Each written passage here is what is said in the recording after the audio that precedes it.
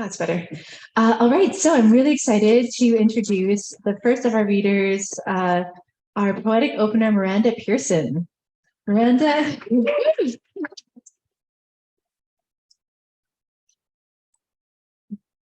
We're so, as you can hear, so excited to have her here tonight. She is the author of 5 books of poetry: Rail, The Fire Extinguisher, Harbor, The Aviary, and Prime. The Aviary won the Alfred G. Bailey Prize. Harbor and The Fire Extinguisher were finalists for the BC Book Prize. Since completing a master's in fine art at the University of BC, where she was the poetry editor for Prism International, Miranda has taught at UBC and Simon Fraser University. Miranda currently lives between the UK and Vancouver and is working on a new poetry collection and is the editor at Taproot Press. Her most recent book is Rail, published in 2019 by McGill Queen's University Press. Please welcome Miranda Pearson.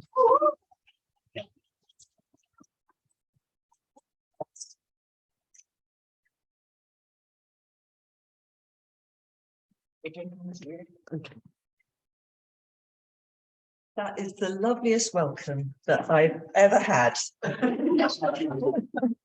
Thank you. It's so nice to be in Victoria and to see old friends. Thank you very much for fitting me in at the last minute, Zoe and Russell Books. My pleasure. And Manahil, thank you for sharing your evening with me. So I'm going to read new work. And the first one is a poem that I wrote actually when I came to Victoria last, which was 2 or 3 years ago, before the world changed. And it was my birthday, and I flew in on one of those planes. Birthday flight. I used to believe I could store beauty, stockpile my wolfish stare, and capture it in a vault somewhere, inheritance against the future and its certain suffering. On the glittered jade, an aircraft's tiny shadow, not much between us and the 4 eagles that freely display their joy, their trust in the solidity of air that holds them in its sway. Below, brambles grow, everything surprises. Mount Tolmie, the Garry Oaks and Pale Camas, the Canadian bluebell. The awkwardness of landscape. I'm not afraid of it. The bent, the clumsy, the incorrect. I'm 58. Only faith holds me up in a frail seaplane. So I've had quite an eventful last couple of years, apart from a global pandemic. My mother died, and I've written a few poems about it just lately. So this one's a very short one called The White Room. In a plain white room, a window open to the west, to the cool of early spring, she was breathing the old language, our first and our last. She labored as if running up a hill or in the last moments of love. Death was ahead. She dashed for it. Her breath filled the room, fast and panting. Then it stopped, and I was alone.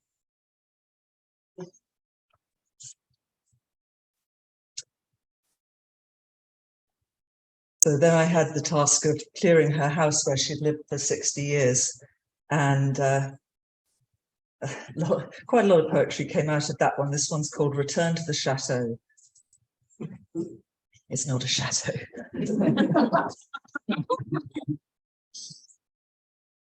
Long sleeps shredded by dream, again diving down to the drawing room at the bottom of the lake. Curtains open to the dripping trees, the willow, the ash die back. The soul has no age, but at the birthday picnic, we can hear the guns. We beat each other with sticks. All the men I have loved are reminiscent of just one. And now this sullen refusal to let love in, my insistence on the tired old ways. What do I care about? Building another house of poems, swimming length after length in the neighbour's green pool. Only wallpaper keeps the wall up. In dreams it crumbles, while deep in the woods, ivy holds up the folly, the same old folly, even if you're on another path now, slipping in your London shoes. It must be the hidden father who clipped those pictures from magazines and collaged our childhood walls, papering over my handwriting. I can do accurate work. I can do accurate work.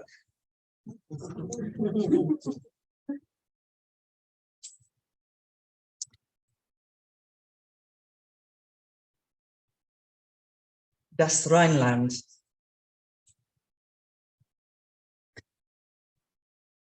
There are many bridges. We call this the European idea. Yellow stars circle a blue umbrella, rainlight patterns the morning. Names on graves faded in less than a generation, grown over by lichen, by a new version. Many voices silenced, spoken for, fabricated. Silence interrogates silence. Where they're buried is now their home, their new capital. Build the crypt first, east-facing.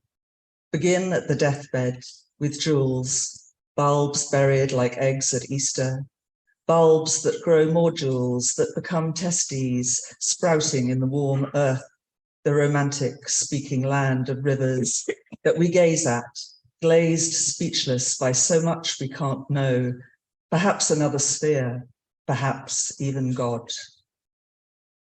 Then we woke. We were in a lock. Cliffs of concrete grinding against the boat as she lowers herself dutifully downward, as she works her long hours, journeying from source to the North Sea, aspen, silvered willow, island and confluence. Water lies under the ground, but it is still there.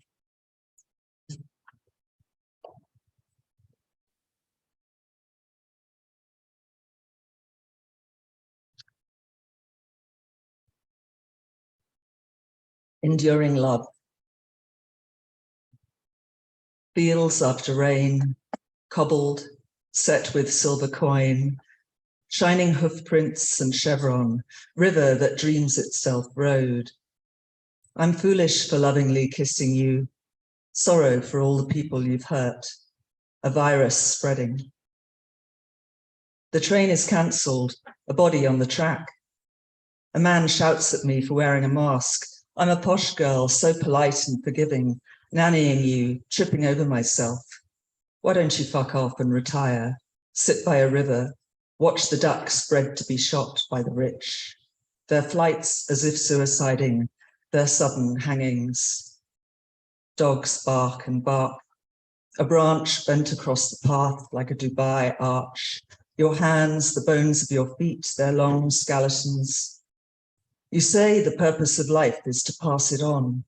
Look down into the well, a portal to the underworld, where the herd gallop, jump into where the deer live and the fox. Sex, I don't miss it, aside from when I see tufts of grass growing in the mud, waving, and when the wind is blasting in my head and the perfume of the wood before we burn it like human hair. Your greedy mating above the flood line, a statue from where my weakness stems. I read you, the two ways of leaving, like tulips, shriveling or mad opening. Let us be the second.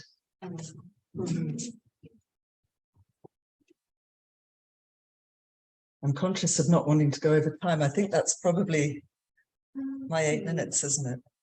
Do one more. One more, okay.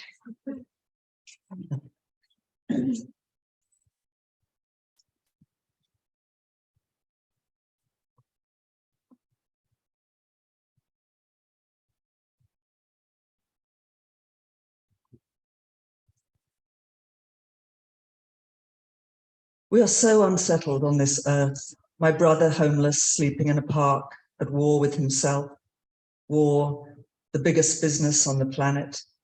Quicksand everywhere, though now is not the time to say it, when it's so close, lurking in the black bear, the silent shadow, the restlessness.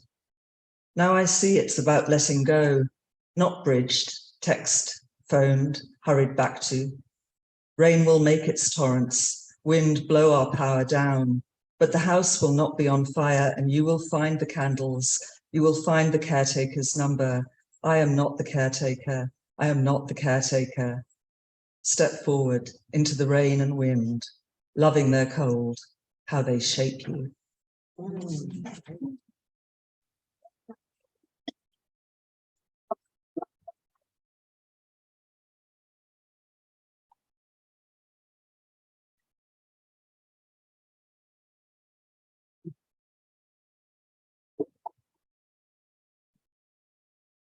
Thank you, Miranda. Wow.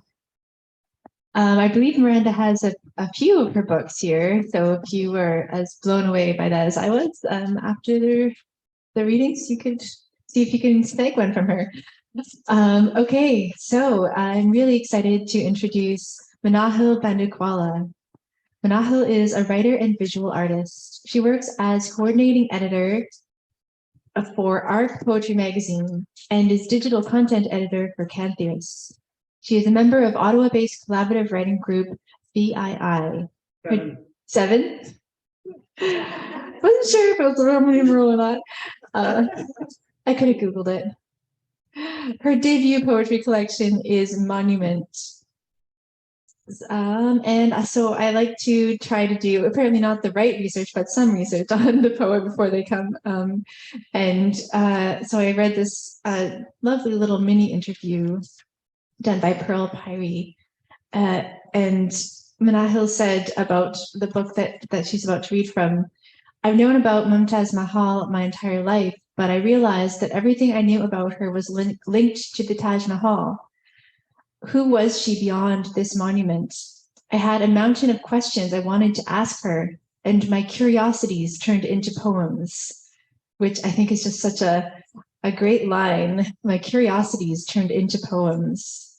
So please welcome Manahil. Thank you.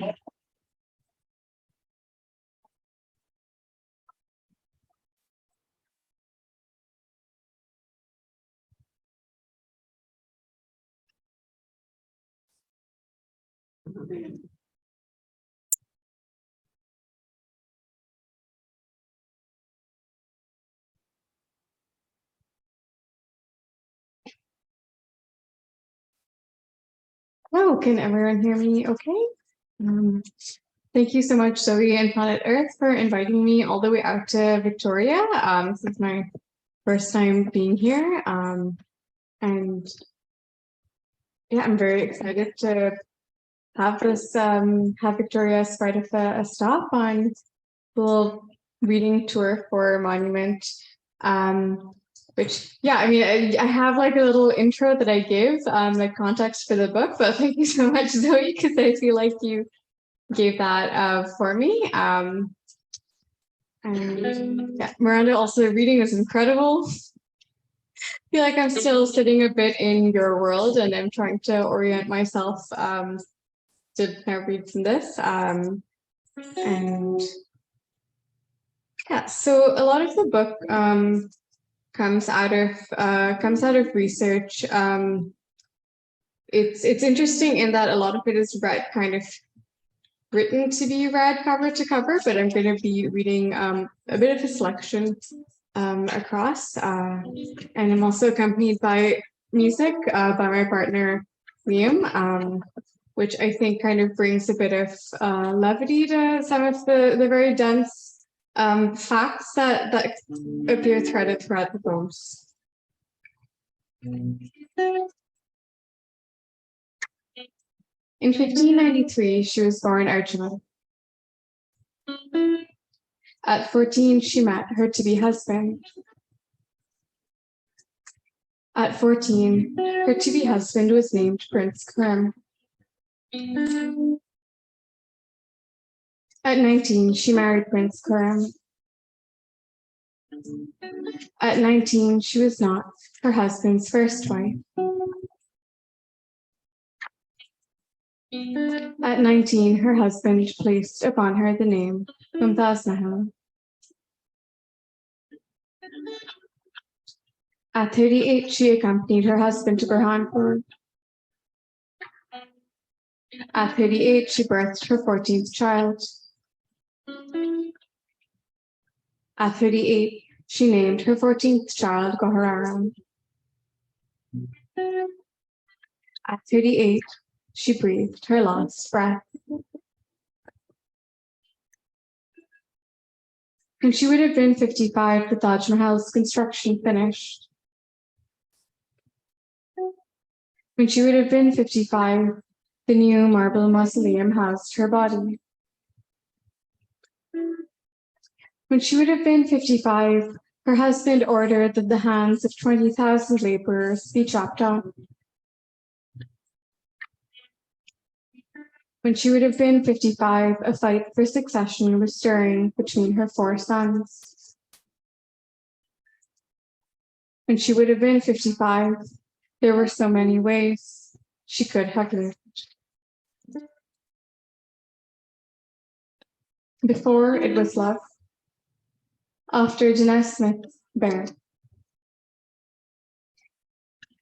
If love is a mausoleum, tear it down, brick by brick. Uncut the hands of 20,000 laborers. If love screamed in tangled sheets at night, is love, wear a condom, take a pill, undo each child and live each decade as your own. If love is the summation of religions, pray at the masjid, the mandir, light a diya and plunge your face in rose water. Love was a wandering thing, so replant trampled flowers and recompose sodden rain clouds. If love is an empire, real conquest back in. The land was someone's before, and before it was owned, land was loved. Relinquish where your tomb sits.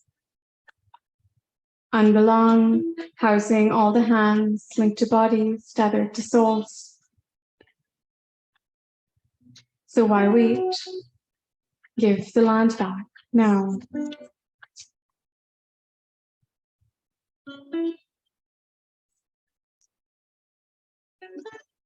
Root. An elephant once wrapped its trunk around my mother's pregnant belly. I thought you would appreciate this, Arjuman. You who went to the Deccan Plateau when pregnant with your 14th child.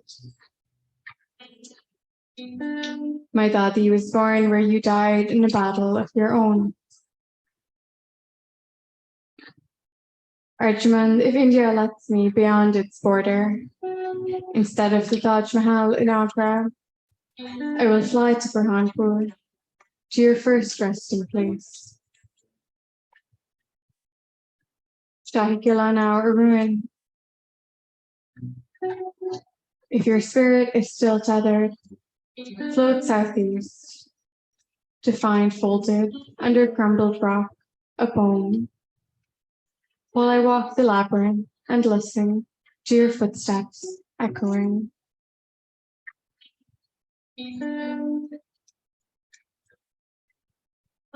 So in a lot of this collection, when I'm writing as kind of speaking to Mumtaz Mahal, as me, the poet.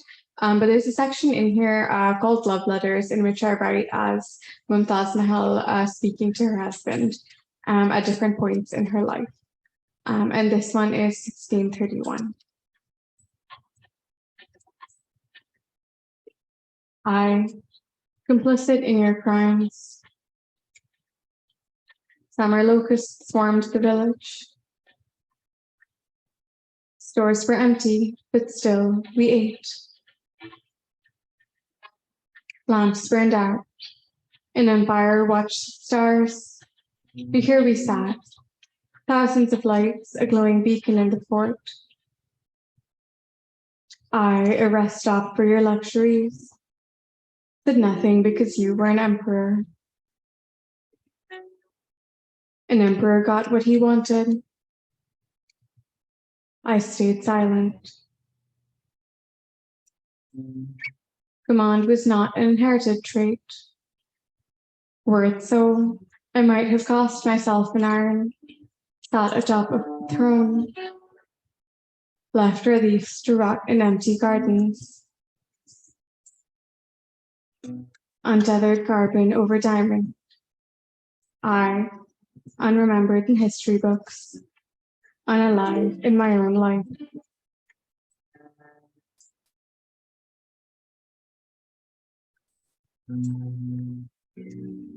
Restart. After the video game Animal Crossing. I found a rock that yielded white marble. It took me 1,000 days to extract enough for your tomb. My shovel broke. I built a new shovel. My shovel broke again. Hours and hours later, my mausoleum went up, right in the middle of my island. No one could enter. Meanwhile, the apple trees withered. Meanwhile, the carnations wilted. Streams abundant with fish. Fields teeming with bell crickets. The world did not wait for me.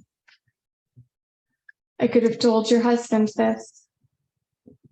The world might have been different. I might have ruffled through grass. I might have caught shards of shooting stars.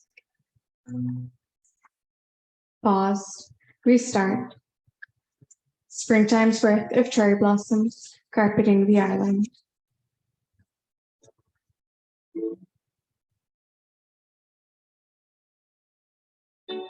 This next one's called Circle, and I'm just gonna show it because it's in a spiral.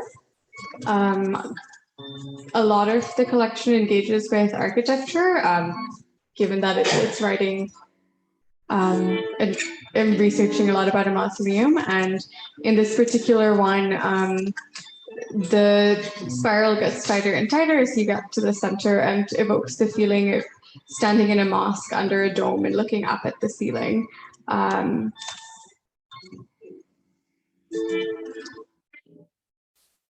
All storms that saw rising white marble. All people who lived and died before your body reached the tomb. All fingers that counted the storms between 1631 and 1648. All fingers that counted down the empire's eventual fall. One body rotted before the last brick was laid. All storms that whirled their destructions on half-built pavilions. All storms that did not wait for that grand declaration of love. All monsoon songs that fluttered between marble chips. One monsoon song still alive in the summer walls. All pilgrims who made Agra their stop. All pilgrims who turned to face the Mahal. All pilgrims with their foreheads pressed to marble. One monument obscured remaining skyline. One monument built to rival God's house. One God scoffed at a building so rooted to ground. One God speared an empire into decline.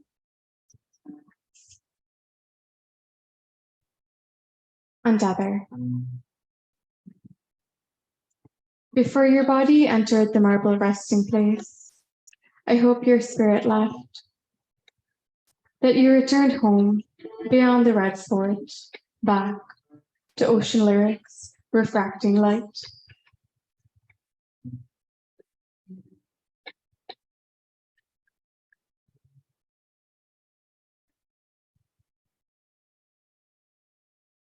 And I'm going to close the reading from this book with a reading of a series of erasure poems it's an erasure of the recorded lost words of Mumtaz Mahal. And the words read, God has given you 4 sons and 4 daughters. They are enough to preserve your name and fame. Raise not issue on any other woman, lest her children and mine should come to blows for the succession. My second prayer is that you should build over me a mausoleum, that the like of it may not be seen anywhere else in the world. And I mean, like Zoe, one of the things that you said in that intro, like the poems out of curiosities, this was really one of them, because I read these words and kind of seeing them situated next to the reality of the fact that she died in childbirth, like the words seemed very eloquent and kind of gave a lot of room to just think about how history is recorded versus what played out, and what played out we won't ever actually know.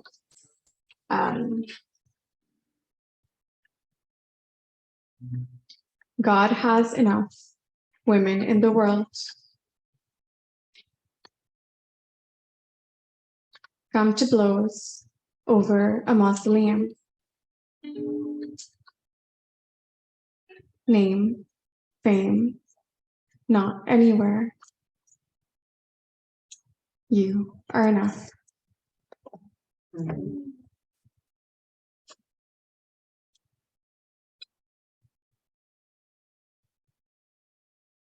I'm going to close my set with a reading from a collaborative chapbook that we wrote together titled Orbital Cultivation.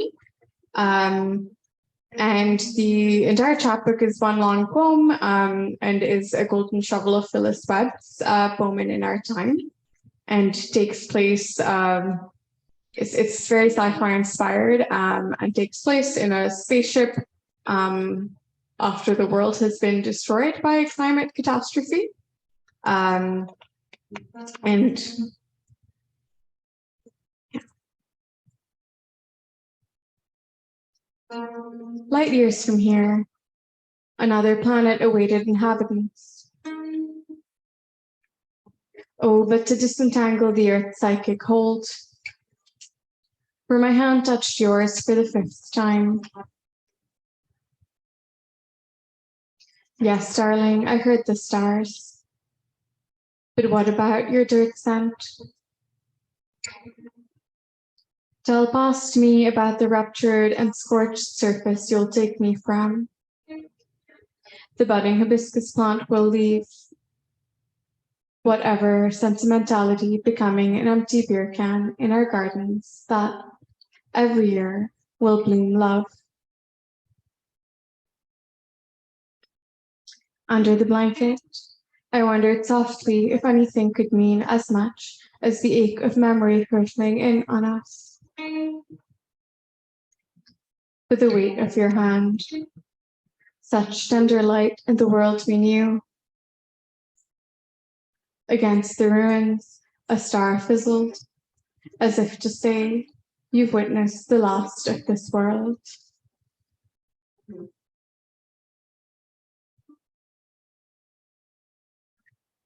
Warp speed. The gem blue shell around us, and not a soul between stars, but us in the black. What whispers a long distance is lost to space? What can be inferred or not inferred in the gaps between words? We, the only messengers, carrying missives from civilizations or empires, families, dynasties, gasping to anyone that receives. We were dreamers and solvers and lovers, and we tried. Please do not forget us. You and I hold these echoes to our hull as we hold each other, ripped by gravity, in the greenhouse, among the sprouts shooting like solar flares.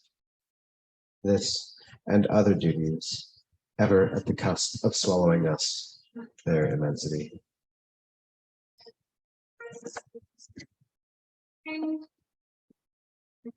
slow to impulse. Second morning spent in the greenhouse of the ship. We watered the antidote to hate, surrounded by the blank span of lingering.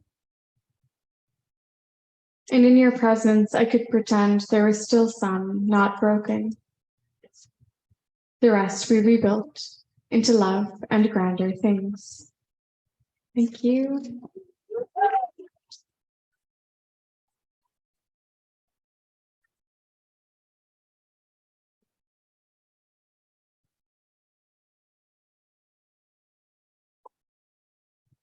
Thank you so much. I have some copies of both of these for sale.